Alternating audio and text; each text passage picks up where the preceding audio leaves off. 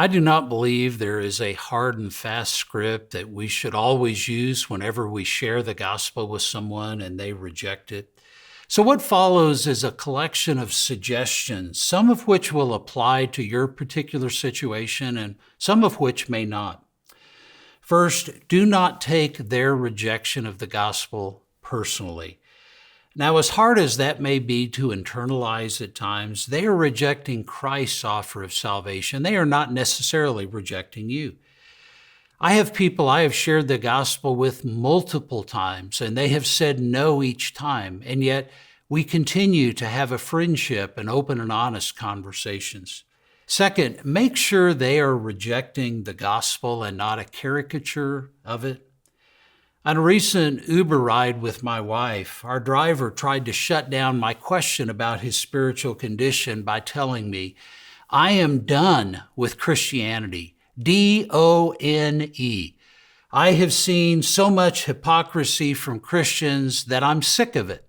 Now, I didn't respond by assuring him I knew how to spell the word done. He didn't have to spell it for me, or by asking him if he wanted to compare notes about hypocrisy.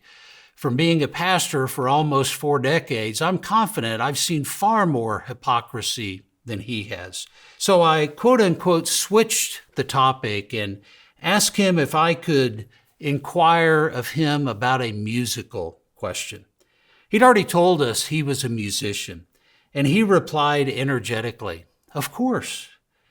I mentioned that my wife Sharon had taught piano in our home for over 30 years. She currently had 41 students. I asked him if one of Sharon's students plays Mozart's Sonata in C poorly, should we conclude that Mozart was a terrible composer? "Of course not," he replied. "That's on the student." And then he gave an audible whoa. And I said, whoa is right. I said, some of my wife's students play Mozart very poorly, but that's a reflection of them. That's on them. That's not on Mozart. Nobody follows Christ perfectly. Sharon and I do our best, but we still fall short. That's why we need Christ not only as an example, but also as our Savior. But just because some people follow Christ poorly doesn't mean that he's not worth following. He is. Well, that analogy softened our driver's heart, and he listened intently as I finished sharing the gospel message, even requesting that I pray for him after our ride ended. Third, reinforce the importance of their personal response to the gospel. If that person has angrily shut down the conversation, then it may not be wise to try and open it up again.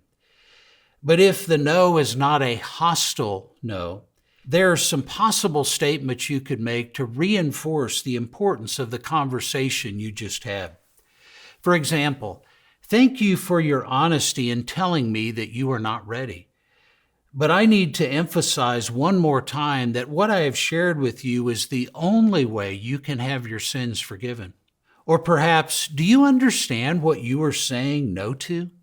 Abundant life now, eternal life in the future, forgiveness for all of your sins. Can you explain to me why you would say no to those wonderful things? Or perhaps, do you understand the necessary response you must make to Christ when the time comes that you are ready? Reinforce the importance of their personal response to the gospel. And then fourth, keep the door open for future conversation. Future conversations will not always happen, but sometimes they will. Do all you can to keep the door open for future conversations. Thank them for their honesty in sharing where they currently are in their pilgrimage. Tell them that you value their friendship and appreciate the fact that two people don't have to agree on everything to be friends. Tell them that you'd love to grab coffee with them or treat them to lunch in the near future. I have observed that while lost people are lost, they are not stupid. They can tell when someone is making them a spiritual project versus someone who genuinely cares for them.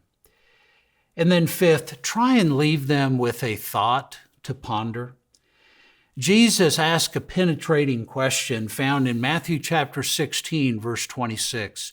What does it profit a man if he gains the whole world and yet forfeits his own soul? Our world tells us that our possessions are the most valuable things on earth, the things that we work so hard to acquire.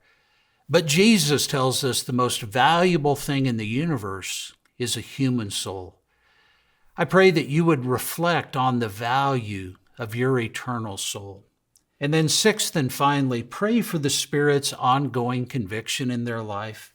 In John chapter 6, verses 8 through 11, Jesus says about the Holy Spirit, "And he, when he comes, will convict the world concerning sin and righteousness and judgment. Concerning sin, because they do not believe in me.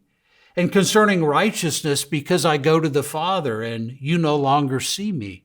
And concerning judgment, because the ruler of this world has been judged." Pray that the person would reconsider the gospel and respond positively to it. Pray that God would bring other believers into that person's life to water the gospel seed you have planted. 1 Corinthians chapter 3, verse 6. Thanks for watching. If you enjoyed this content, visit sbts.edu/sample to access free theology lectures from Southern Seminary.